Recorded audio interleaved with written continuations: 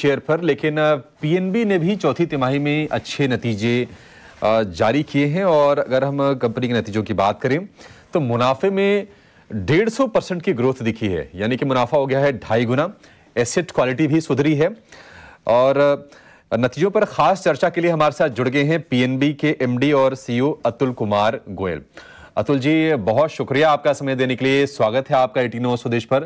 सबसे पहले सर आपसे ये जानना चाहेंगे कि जो नंबर्स में है एडवांसेस ग्रोथ जो रही है वो इस साल के लिए आपके गाइडेंस के नीचे रही है, और हमने डिपॉजिट में भी थोड़ी सी कमजोरी देखी है।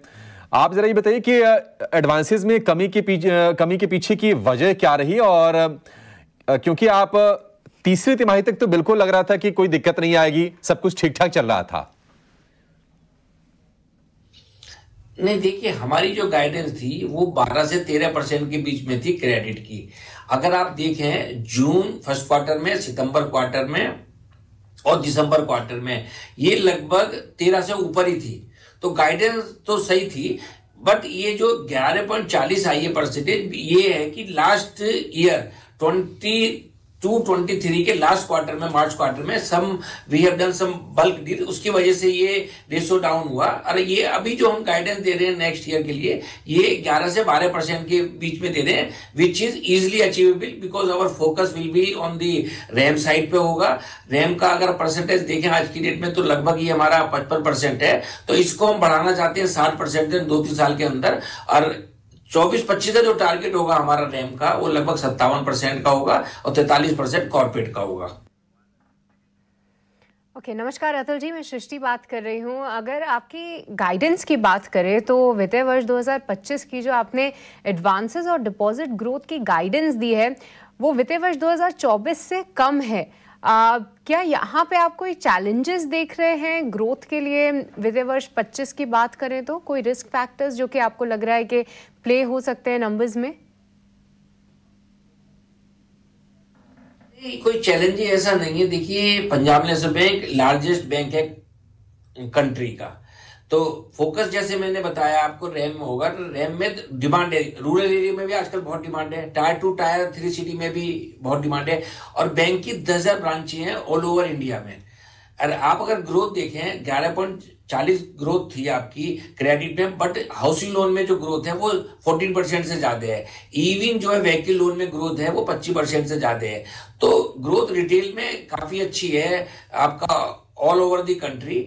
और 11 से 12% की जो हम ये दे रहे हैं, ये ग्रोथ इजीली अचीवेबल होगी क्योंकि बड़ा बैंक है। और कॉर्पोरेट में भी हम फाइनेंस करते हैं, और corporate is also one of the area of our focus कि जहां पे कोई अच्छे प्रोजेक्ट आएंगे तो हम उनको फाइनेंस करते हैं।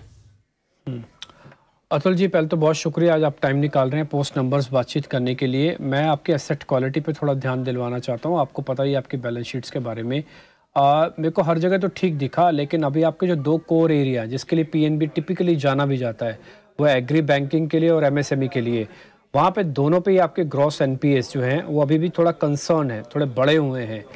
इन दोनों सेगमेंट्स पे आपके एनपीएस और ग्रॉस एनपीएस कैसे ठीक होंगे सर? देखिए, ये जो है अभी आप रेशो की अगर देखें तो ये अभी बहुत कंफर्टेबल पोजीशन में हम आ गए। नेट एनपीए में हमारा ग्रोस एनपीए 5.73 में है, और जो ये गाइडेंस है नेक्स्ट ईयर की, ये 5 से नीचे आएगा। सिमिलरली नेट एनपीए जो है 0.73 है, ये 0.50 से नीचे आएगा। आपका जो स्पेसिफिक क्वेश्चन है एग्रीकल्चर के बारे में, ये क्या है, लेगेसी इशू था हमारा कि एग्रीकल्चर में ज्यादा है। हमने जो पिछले 2-3 साल में बहुत ज्यादा काम किया कि how to improve the underwriting standard of the new financing और कलेक्शन एफिशिएंसी को कैसे इंप्रूव करा जाए। मैं आपको एक डाटा दूंगा जो हम एवरी मंथ मॉनिटर करते हैं, 1 जुलाई 20 से लेके 31 दिसंबर 2024 तक की जो हम नई अंडर राइटिंग कर रहे हैं वो कैसे बिहेव कर रही है।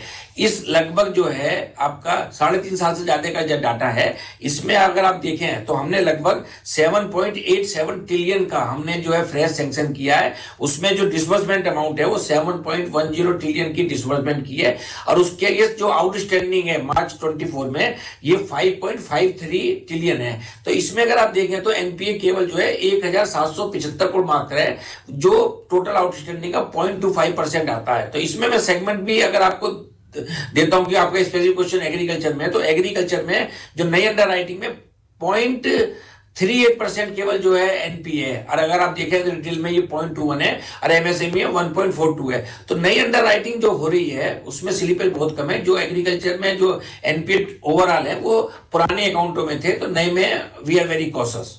जी अतुल जी, अगर आपके कॉर्पोरेट बुक की बात करें तो ये 43% है, और अब जबकि आरबीआई अपना ड्राफ्ट सर्कुलर लेकर आया है, आपका इंटरनल असेसमेंट क्या कहता है और इस कैटेगरी के अंदर आपकी कितनी % लोन बुक उसके अंदर जा सकती है, और हम प्रोविजनिंग पर इसका कितना इंपैक्ट देखेंगे सर, ये जरा बता दीजिए आप।